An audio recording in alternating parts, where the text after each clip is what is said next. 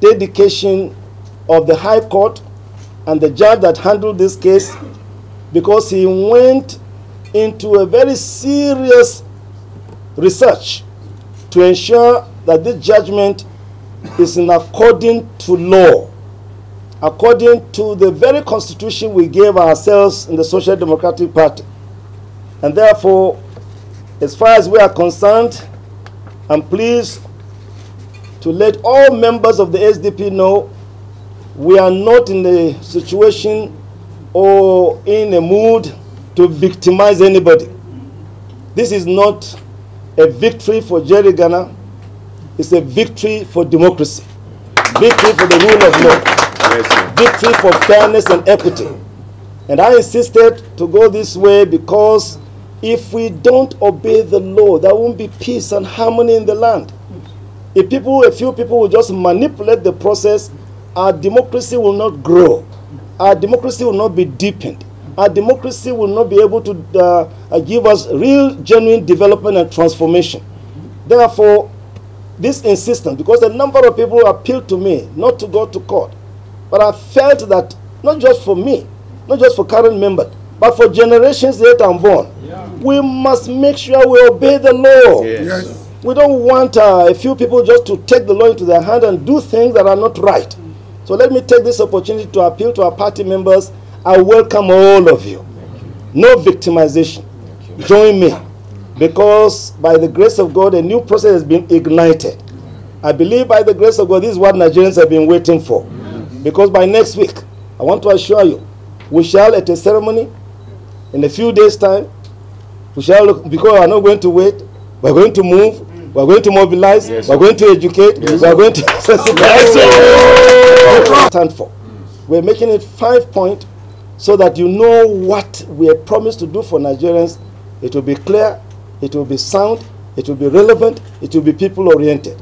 By the grace of God, we'll be given the details of that presentation. I just want to thank God for the opportunity that the Lord of the land has given me.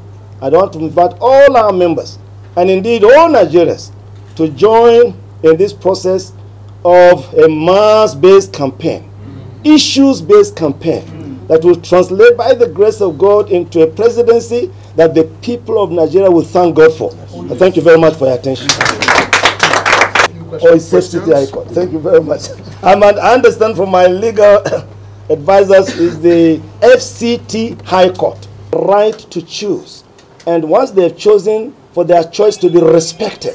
So I'll be fully part of that. You know, I've had long years with really mobilizing Nigerians for peace and stability. In a way, I can call myself Mr. Peace. I know some people may not remember the number of years we did in Mamsa in those days to mobilize Nigerians to have a peaceful, harmonious country. I went on to be Minister of Information. I did the same. I came back a second time Minister of Information. I've been on this for a long time. Now God is giving me an opportunity to really not just talk about it, but to do it. In a democratic way. That is why I didn't go violent. I didn't go abusing anybody. I just went to say, look, this is not right, and it ought to be, looked at. And the court looked at it and agreed that no, fairness was not done. So I want to assure you, we are going to ensure that we reach out to every section of the party, every member of our party, and give them the opportunity to really support me in this process. And party members themselves were really surprised, because we agreed all positions in one section of the country, and we provided for it in the part of the party. Now they are calling me, they're excited. I say excited, expected. We shall move together. We'll sign any day, any time. But if they say what has been signed on behalf of the Social Democratic Party is already fine, I would adopt it. I have absolutely nothing against any member of the party.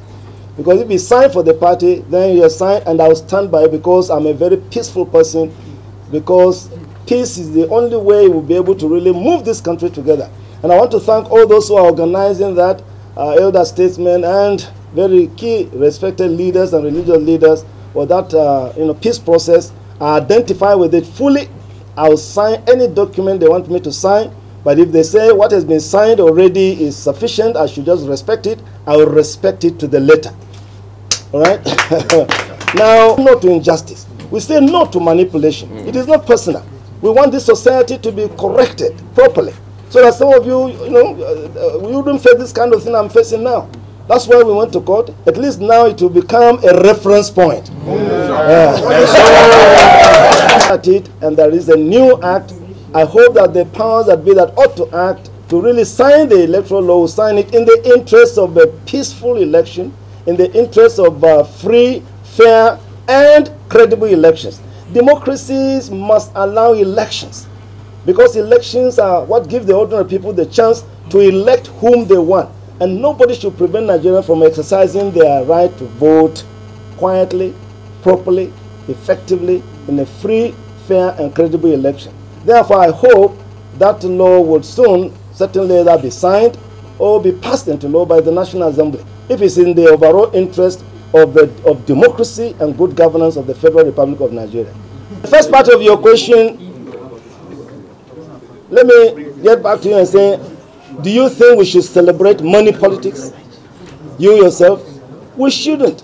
You and all of us must educate Nigerians. Anyone who sells his right or her right to vote, you've ruined your future.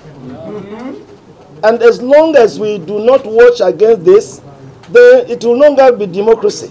Political scientists will call it another thing.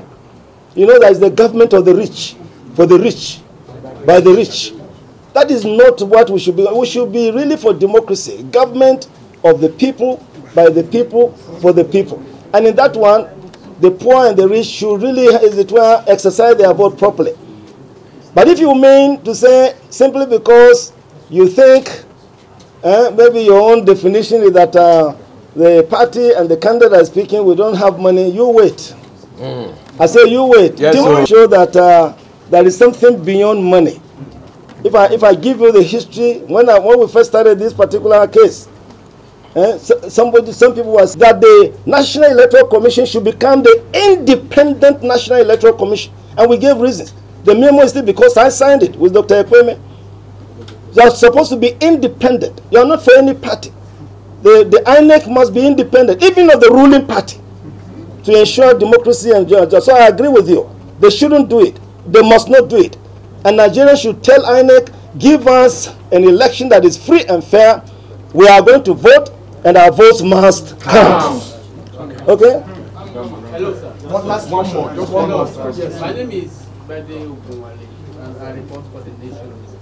Bade, how are you? I'm fine, sir. From the look of things, from the look of things? With what is on the ground now, yep. You have a divided house. Which is the divided house? No, there is no divided house. Listen, sir. Wonderful, sir. I tried. Thank you very much. Thank you.